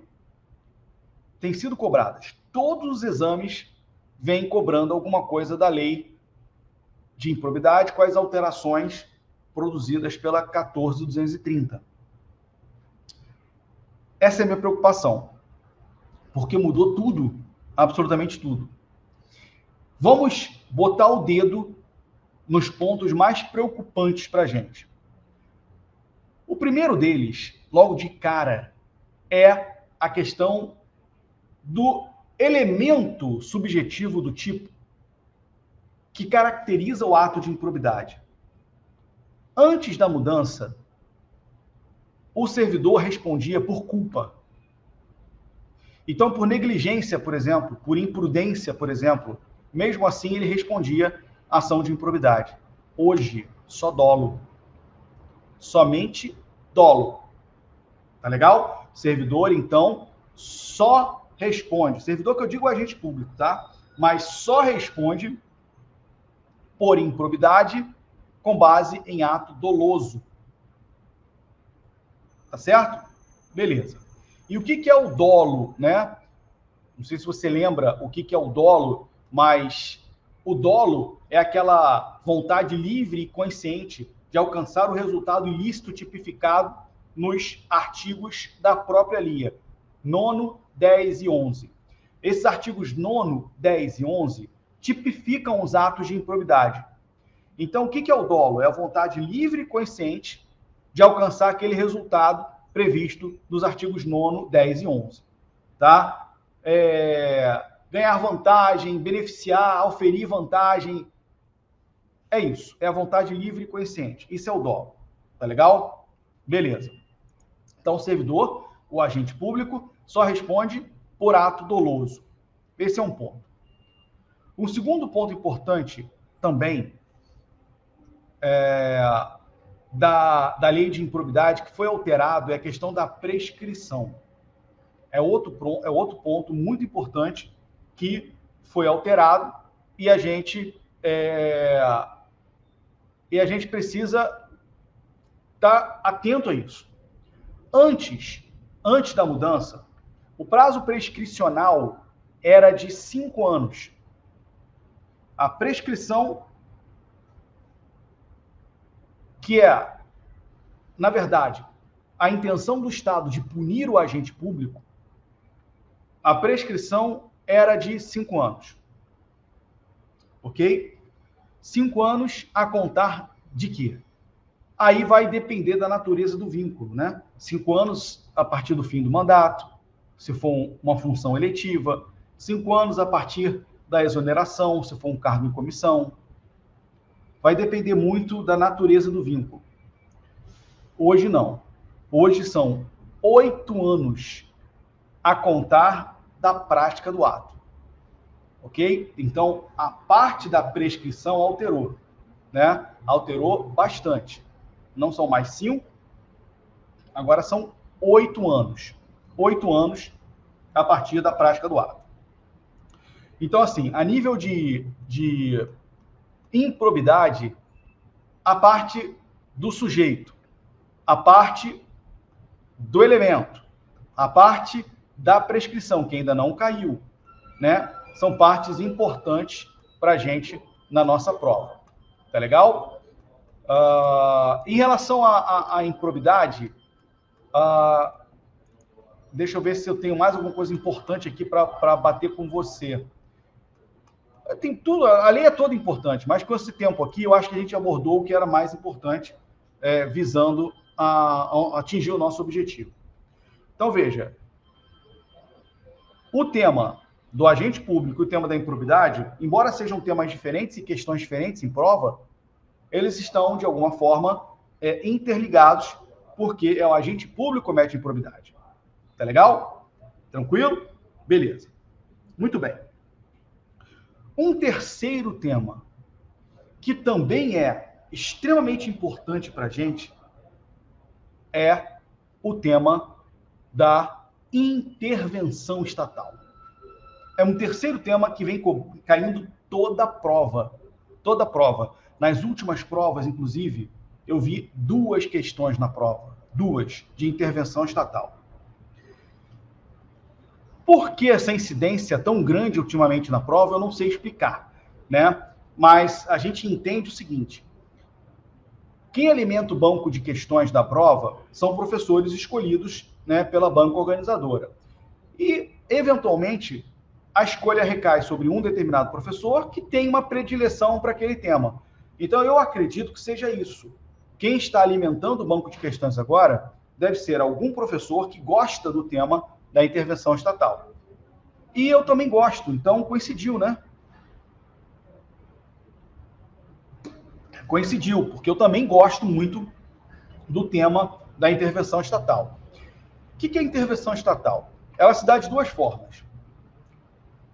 Ou se dá no domínio econômico, ou se dá na propriedade. Intervenção estatal no domínio econômico, intervenção estatal na propriedade. Ok? Como aqui é um desafio, eu não vou falar do domínio econômico agora, não. Vou falar da intervenção na propriedade. E a intervenção na propriedade, ela observa uma regrinha muito simples, né? Olha só. O artigo 5º, inciso 22 da Constituição, 5º 22, diz que o direito à propriedade, ele é assegurado. Ótimo. Mas esse direito à propriedade não é absoluto, muito menos sem nenhuma condição, ilimitado, né? Esse direito à propriedade, ele sofre condições e limites. Nenhum direito, na verdade, na Constituição é absoluto, né? Nem o direito à vida é absoluto. Então, a intervenção do Estado na propriedade, ela se dá quando há um descumprimento da função social da propriedade e quando há uma necessidade pública de intervir naquela propriedade. Ok? Então, são duas formas, né? Ou quando descumpre-se a função social da propriedade, ou quando o poder público necessita intervir na propriedade em razão de um interesse público maior. Certo? Beleza. Então, a gente segue aquela sequência lá, ó. 5º 22, 5º 23, 5º 24, que fala da desapropriação, 5º 25, que fala da requisição. A gente segue essa sequência, tá? Lá na Constituição, artigo 5º, 22, 23, 24, 25. O Estado intervém na propriedade de duas formas. Ou ele intervém criando uma barreira para o uso pleno da propriedade, mas não retira a propriedade, ok? É o que nós chamamos de intervenção restritiva. Ou ele intervém retirando a propriedade, é o que nós chamamos de intervenção supressiva. Então, são duas formas de intervenção, né? Aliás, duas formas de intervenções. As intervenções restritivas, que não tiram a propriedade do seu dono, mas limitam o pleno uso. E a intervenção supressiva, que, de fato, retira a propriedade do seu dono. Muito bem. No primeiro bloco das restritivas, nós temos 5 modalidades, dependendo do fato gerador. Nós temos a servidão administrativa, nós temos a ocupação provisória ou temporária, nós temos a requisição administrativa, o tombamento e a limitação administrativa. Então, são 5 modalidades, né? 5 espécies de intervenção restritiva. Intervenções restritivas. Servidão administrativa, ocupação provisória ou temporária, requisição administrativa, tombamento e limitação administrativa. A característica comum dessas modalidades é que elas não afetam o caráter perpétuo da propriedade. Elas afetam apenas a questão do caráter exclusivo e absoluto da propriedade, mas não o caráter perpétuo. Elas não retiram a propriedade do seu dono, mas elas criam uma limitação ao uso pleno da propriedade. Tá legal? Todas elas são imperativas independem da vontade do particular e todas elas são fundamentadas em dois princípios: princípio da função social, princípio da supremacia do interesse público sobre o privado. Ok? Tranquilo em relação à intervenção? Ótimo. Restritiva. Ok? Beleza. Do outro lado, eu tenho a intervenção supressiva. Essa sim é a mais importante da nossa prova. A intervenção supressiva é a desapropriação. A desapropriação, ela retira a propriedade do seu dono. É a intervenção mais severa. As outras são brandas. Essa não. Essa é agressiva. Tira a propriedade. E o Estado pode retirar a propriedade do seu dono via desapropriação de duas formas. A forma comum, que é quando há um interesse público envolvido, né? A forma comum ordinária, por exemplo, a construção de uma escola, o alargamento de uma via, a construção de um viaduto. E aí tem uma propriedade privada que está ali atravancando o progresso. Ok? Então, essa propriedade privada, que está atrapalhando ali o progresso, é retirada do seu dono e passa para o patrimônio público. Mas também existe uma forma não comum, existe uma forma extraordinária, que é a desapropriação sancionatória. Desapropriação sanção. Desapropriação punitiva, que ocorre quando o particular proprietário descumpre função social da propriedade. Ok? São essas duas formas. Por falar em descumprimento da função social da propriedade, eu quero bater um pouquinho nesse ponto com você, porque eu acho que é um ponto importante para a prova. Veja bem, a propriedade, a depender de sua tipologia, ela pode estar inserida em uma área urbana, propriedade urbana, ou ela pode estar numa área rural, propriedade rural. Quem define isso é o plano diretor, né? É o plano diretor. Se está dentro do plano diretor da cidade, área urbana, município. Se está fora da área urbana, rural, aí a competência já é da União Federal. Então, veja bem, descumprir função social de propriedade urbana é quando o dono dessa propriedade não utiliza, subutiliza ou não edifica. São três hipóteses de descumprimento da função social da propriedade urbana: não construir, ou seja, não edificar; subutilizar, significa que não vai utilizar todo o potencial daquela propriedade; e não utilizar, simplesmente abandonar. Nessas hipóteses, o poder público tem a possibilidade de, em primeiro lugar, por meio de uma lei local, determinar a edificação compulsória. Não cumpriu, segundo lugar, aumenta a alíquota do IPTU durante 5 anos. Vai majorando 3% ao ano, até chegar a 15%. Se mesmo assim o proprietário não se sentiu compelido a dar função social a essa propriedade, aí vem a terceira e mais drástica ação, que é a desapropriação punitiva. Tá legal? Significa dizer que o proprietário ele tem duas chances, né, anteriores para dar função social à propriedade, né, mas não cumpriu, então o poder público vai lá e desapropria, que nós chamamos de desapropriação punitiva urbana, desapropriação especial urbana, desapropriação extraordinária urbana ou punitiva. Muito bem. Qual é a característica dessa desapropriação urbana punitiva? O pagamento não é feito em dinheiro, é feito em títulos da dívida pública, com prazo de até 10 anos de resgate, né? Então, veja, o proprietário, ele não recebe dinheiro como indenização pela perda da propriedade. Ele recebe títulos da dívida pública, que devem ser resgatados em até 10 anos. certo? Ótimo.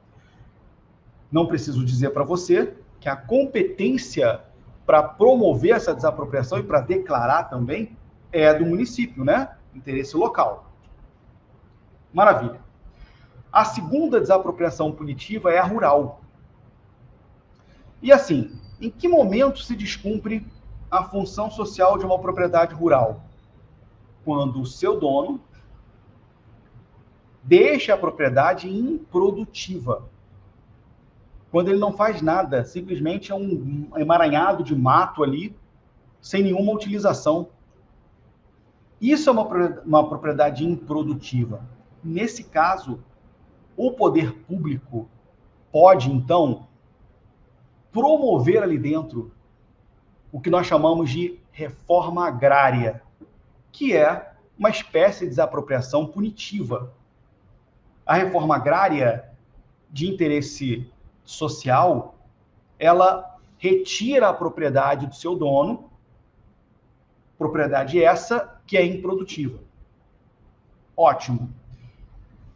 A União Federal é a competente para isso e o pagamento também não é feito em dinheiro.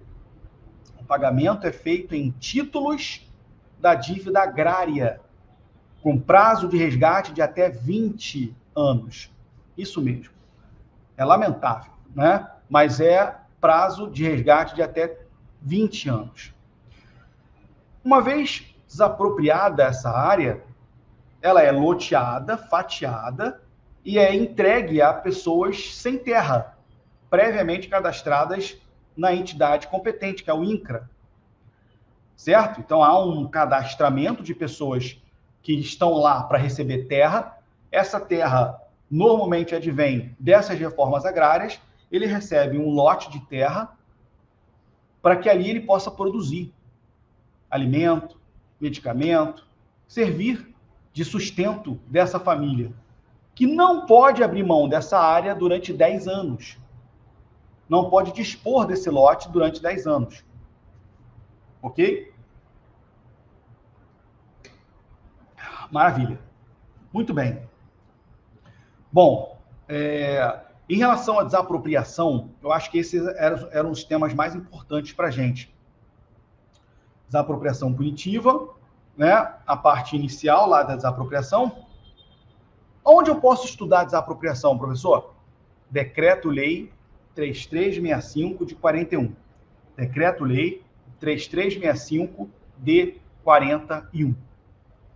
Por fim, a gente já está aí andando para a parte final desse nosso desafio aqui. Por fim, vamos falar do quarto e último tema, serviço público. Serviço público é um tema que vem caindo também com muita frequência. Serviço público tem duas partes também para estudar. Uma primeira parte, que são as premissas iniciais. Nesse momento, eu acho que não é importante da gente bater esse papo, mas a segunda parte, que é a parte da execução do serviço público, esse é importante. Quando eu falo em execução de serviço público, eu estou me referindo às concessões. Existem dois tipos de concessão. Dois tipos de concessões. Hoje eu estou com algum problema no plural, né? Existem dois tipos de concessões. As concessões comuns, da Lei 8987, de 95, e as concessões especiais, da Lei 11.079, de 2004. Concessão especial a gente conhece com o nome de PPP, Parceria Público-Privada, PPP, Lei 11.079, de 2004. Ligo o alerta, porque é importante, tá legal? Em relação às concessões, um tema importante para você estudar é o tema da extinção das concessões. Eu tenho certeza que pode cair uma questão sobre extinção das concessões, tá? A extinção das concessões você vai encontrar entre os artigos 35 ao 39 da Lei 8987 de 95. 35 a 39.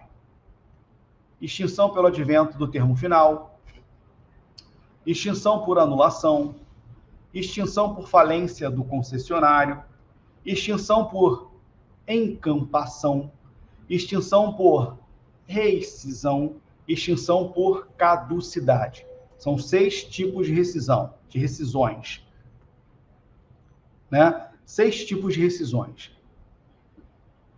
E, ainda falando sobre concessões, um outro tema que também tem um potencial enorme de cair em prova é o tema das PPPs.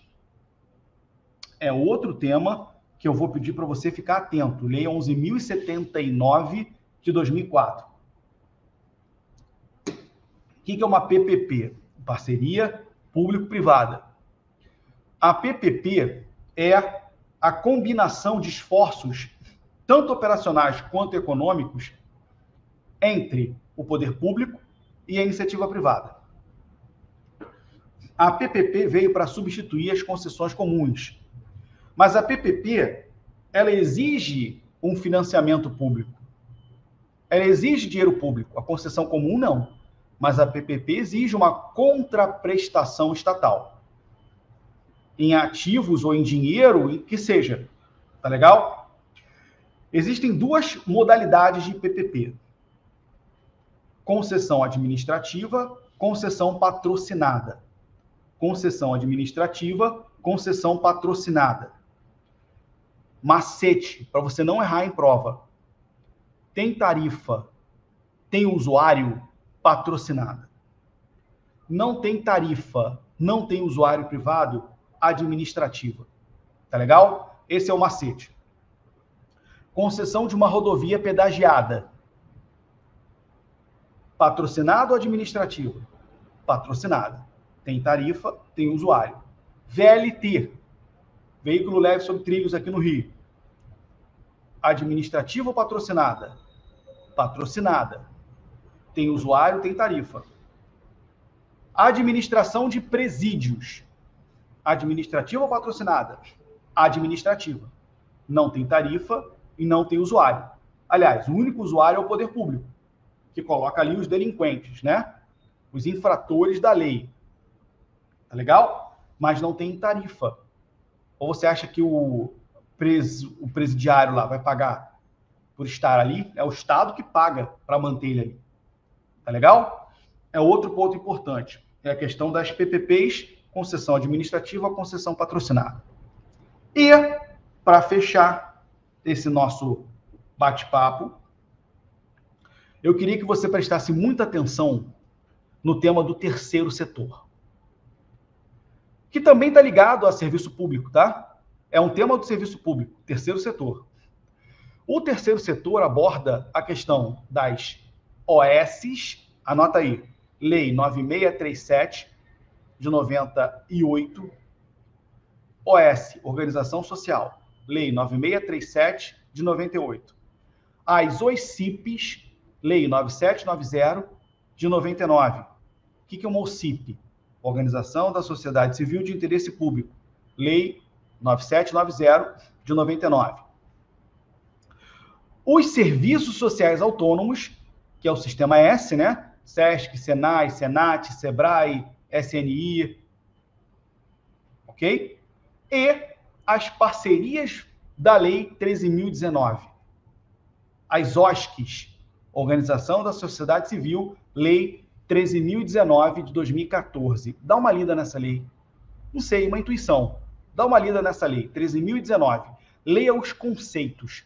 Tem um artigo que fala dos conceitos. Se eu não me engano, é o primeiro ou o segundo ali. Logo ali, dos primeiros. Fala dos conceitos. Leia os conceitos da Lei 13.019. Combinado? Terceiro setor é um assunto importante, assim como o PPP é, e assim como todos os temas que a gente abordou aqui nesse nosso desafio de hoje. Combinado? Então, eu me senti desafiado. Eu passei para você os temas principais. Esses temas certamente estarão na sua prova, a gente vai cobrar isso para você perceber que isso não é orelhada, isso é métrica, é estatística, né? É olhar a banca e ver o comportamento. E eu quero que você arrebente na prova. Arrebente. Aqui no curso Fórum, nós temos outros eventos que vai te levar à aprovação com certeza. Tá legal? Nós temos lá o super revisão final, o super treinamento final, enfim, nós temos outros eventos que vai te conduzir à sua aprovação. Então cola com a gente aqui, como diz o nosso decano Paulo Nasser, você vai brilhar. Fechado? Valeu! Um grande abraço para todos. Tchau, tchau.